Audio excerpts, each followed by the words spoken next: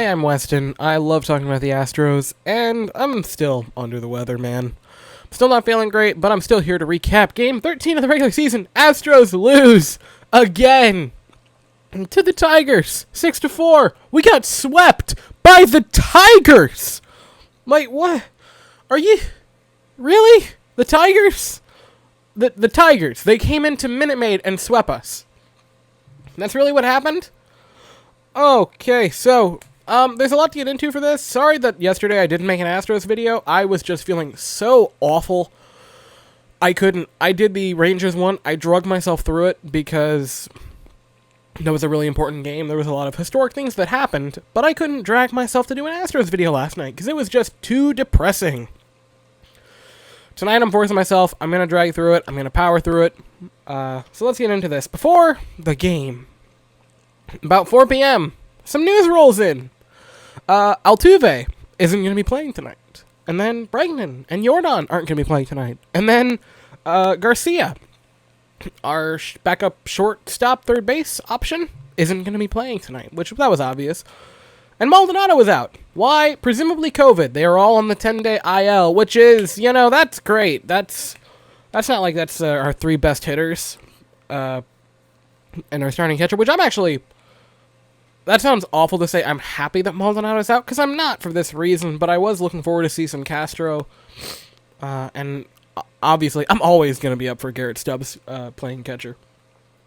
So they go on the IL. So this was also hilarious. Before the game, in practice, in warm-ups, if I can remember, Straw was playing short, Yuli was playing second, and Michael Brantley was taking balls at first base, which at that moment I'm like, this is going to be a heck of a game. Sadly, that wasn't the defensive alignment we used.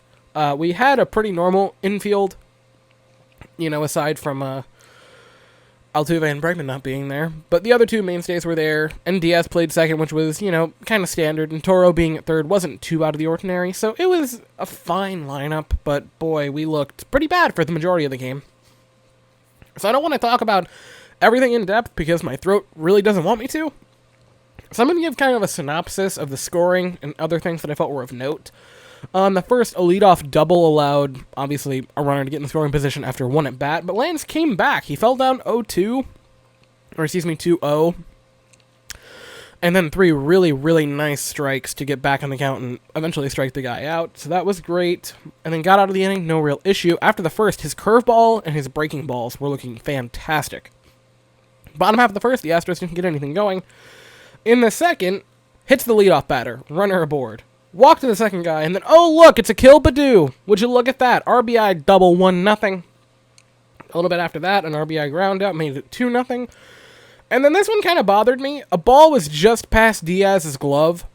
That would make it 3-0 on an RBI single. I would have liked Diaz to have laid out for it.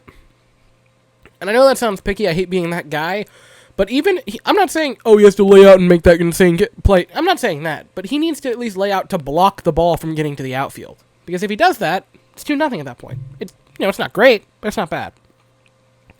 So we get out of that inning 3-0. Astros go 1-2-3 again. Nothing really happens in the third, other than this was interesting.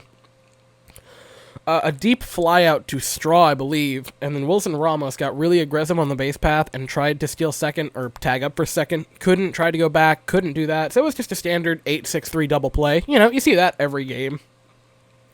Bottom of the third, Astros go 1-2-3. And at this moment, after that play, and we went 1-2-3, I'm like, we're going to get perfect gamed, aren't we? We're going to have a perfect game against us. We're not going to do anything. Now, thankfully, we didn't. There was almost... Kind of funny. There was almost a perfect game. It was the White Sox and Indians. There was a really stupid hit by pitch that just grazed the guy's toe that ended it with 1 out in the 9th, which was stupid. Guy still got a no-hitter, though, so that was cool. Anyway, on to the fourth, right? Leadoff single. That's not very good. But then a little tapper back to Lance McCullers. That's good. That's good. First out. Yeah, runners over third, so that's not great, but whatever. After that, walk. That's not very good. Strikeout. That is good. And then another walk. So, yes, he did walk a player to load the bases. But the guy coming up, Lance, that tonight, was perfect against. 2 strikeouts. Logic says leave him in. Dusty Baker did not. He pulled him for the dumpster fire that is Joe Smith this season. Now, I like Joe Smith. I had so much hope coming into the season for Joe Smith. You can go find it last year. I was saying how much I missed Joe Smith. Oh my lord. He's been awful this year. First batter, 2 RBI single, it's 5-0. Then another RBI single, 6-0. Then a walk, and then he gets relieved. No outs, 2 hits and a walk. 3 runs given up, but they were on McCullers' ticket, which is, kind of unfair for that. So that sucks. Bielak comes in, he finishes it off, thank God. The Astros get a couple of base runners in the bottom half of the 4th. I was very sarcastic about it in my notes, which was, oh my God, we have some base runners, do you want to medal Astros? Yeah, I was not happy at that moment. Top half of the 5th, Bielak sits him down 1-2-3, that was good. Bottom half of the 5th, Correa would ground out, Toro walked, Dawson grounded into a fielder's choice. They get Toro, but he gets on base for the first time in his major league career, so that was pretty cool for him. And then Castro hits a bomb like a mile out to straight center. So he has 2 hits this year, both of them are home runs, which I think is funny. So that means that in 2 hits, in those 2 home runs, he has more total bases than Maldonado. That's a shame. In the 6th, the leadoff walk, fly out, little bloop to left, and then a pop out to Diaz, and strikes out to end it. Good inning. Good inning by Brandon Bielak. Another one. On the bottom half of the 6th, Diaz with a leadoff walk, Brantley would single the other way, Yuli single straight up the middle to score Diaz, that makes it 6-3. Tucker flies out, Correa grounds into a fielder's choice, and Toro would fly out to deep center, which was a shame because, it would have been nice to get some more offense. Stanek comes in, quick 1-2-3 inning, pair of strikeouts in it, super fantastic for him. In the bottom of the 7th, this was some positive, Dawson got his first major league hit, so that's really cool. I was proud to see that. Tip of the cap to that guy. First major league hit. He had a pretty good night tonight, I'll get into that later. Castro struck out, Straw into a fielder's choice, and then Diaz strikes out to end it, so that was fantastic. In the 8th, Raley comes in, 1-2-3 inning. Really good. Brooks Raley had some issues in the start of the season. Really starting to iron that out. And then, in the bottom of the 8th, this is when I started to get irritated. Error. Brantley gets to first on a little bit of a throwing error. Yuli walks. Tucker pops up. That's not great. Correa singles to load the bases. And then Toro grounds into a double play. So that was a huge bummer. I don't know why we aren't sending him at that point. Like sending Brantley. I know he isn't the fastest guy, but you're down big. You're down 3 runs in the 8th inning. Like, you don't know how many more options or how many more chances you're going to have like this to get a run there. I really didn't like the thought of not sending him at that point. On to the 9th. In the 9th, good old Ryan Presley comes in, and I can say good old without sarcasm this season because he looks to be back to his good old self. Leadoff double, that's not great. Fielder's choice moves the runner to third. Strikeout, and then a diving stop by Toro. Great play by Abraham Toro to get the out. And the top half of the 9th, and we go into the bottom half, down 6-3. Ronnie Dawson draws his first career walk to lead off. Castro draws a walk. Straw singles, and the bases are loaded. No outs! No outs. Winning run at the plate. Diaz comes up, strikes out looking. Cool. Brantley comes up. And on the Brantley at bat, there was a pitch way off the plate that was called a strike. And that sucks, because it was a 1-1 count. If that's a ball, that totally changes the count in favor of Brantley, and as a strike, which it was not, but it was called one, totally changes it for the pitcher. Because now Brantley has to play defensive for the next few pitches, which was a bummer. He would end up flying out, like I said, and it was a shallow one, so it didn't score anything. Yuli comes up, walks, drives home a run that way. Yuli Gurriel this season. Absolute on-base machine. And then Kyle Tucker strikes out looking, ends the game, 6-4. Wow, this game was hard to watch, eh? So, pitching lines for the game. Here we go. Lance McCullers, 3 2/3, 4 hits, 6 runs, although 3 of them were left on by him and then given up by Joe Smith. 3 walks, 3 strikeouts. Oof. Rough game by Lance. Joe Smith, no outs recorded. 2 hits, 1 walk, no strikeouts. And again, those 2 hits scored 3 runs, but on McCullers' ticket. After that, Bielak, 2 1/3, 1 hit, no runs, 1 walk, 3 strikeouts. Bielak has been very surprising this season. Ryan Stanek, 1 inning, 2 strikeouts, no hits, no walks. Brooks Raley, 1 inning, no hits, no runs, no walks, 1 strikeout. And Ryan Presley, 1 inning, 1 hit, no runs, no walks, 1 strikeout. So, time to get into some final hitters, thoughts, which is what I like to do. Yuli Gurriel is tearing the league apart. Currently batting .429 and getting an on base of .547. That is absurd. And his OPS plus, which is league park and era adjusted, 206. 100 is average. Unreal for that. And that was all going into the game. Or excuse me, the OPS was going into the game. The batting average and on base were after. And his baseball savant numbers, this is where it gets really interesting. This is going to be super hard to say, especially with this issue. Percentile rankings, here we go. Average exit velocity, 91st percentile. Max exit velocity, 55th. Hard hit percentage, 89th. Expected weighted on base average, 76th. Expected batting average, 81st. K percentage, 97th, really good. Walk is 93rd. That's fantastic. Also, his whiff rate is only 40, or is the 48th percentile, which is very, very good. A lot of his hits are going the other way, which is also very good. I count 2, 4, 6, 8, 9 opposite field hits so far. Like, that is very, very good for Yuli Gurriel. And also, if you look at the expected numbers, the expected weighted on base and the expected batting, those are very good. The 76th percentile and the 81st, that's not just getting lucky. Like, this isn't Martin Maldonado last year where, yeah, he had a pretty good batting average and on base, but if you look at expected numbers, it was pretty rough. Yuli is just tearing the cover off the ball and is off to a crazy good start. And I mean, my goodness, like, I'm ecstatic to see the rest of the season, because after last year I was concerned about Yuli maybe declining with age, but my goodness, he seems to turn back the clock this season. Ronnie Dawson had a pretty darn good debut, scored 2 runs, had a hit, had a walk, really good night for him, so that's super cool.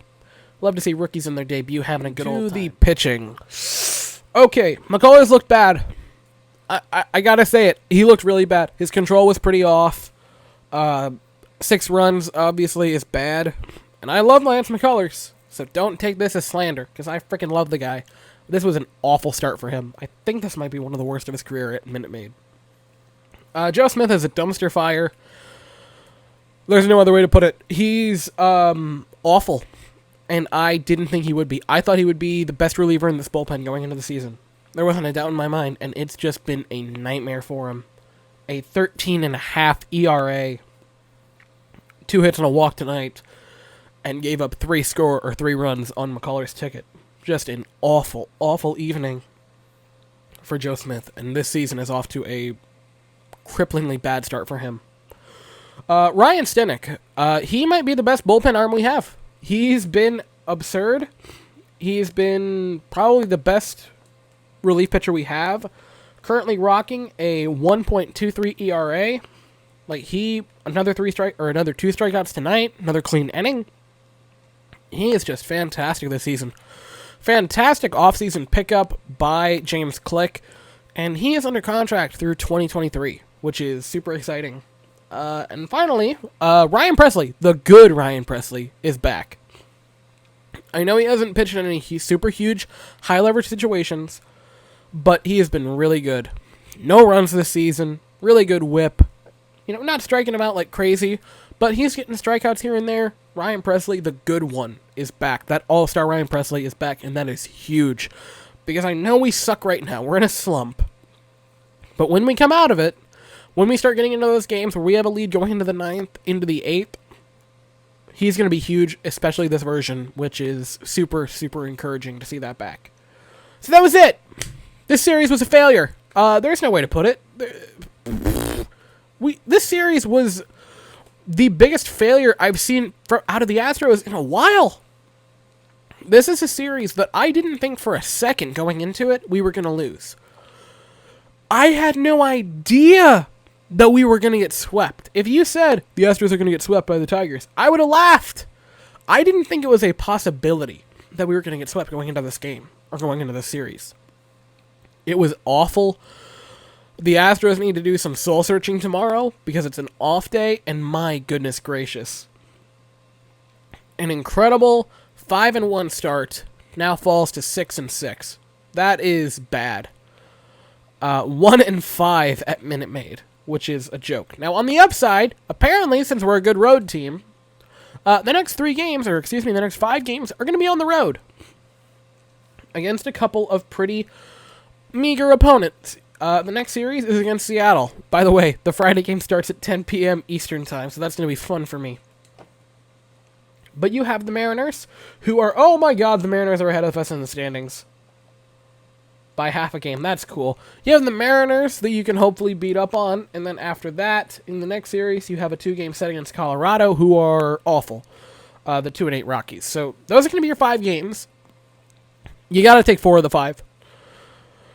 There's no ands, ifs, or buts. You looked fantastic coming into the season. You apparently are great on the road. So you got to take 4 of the 5 if you're the Astros.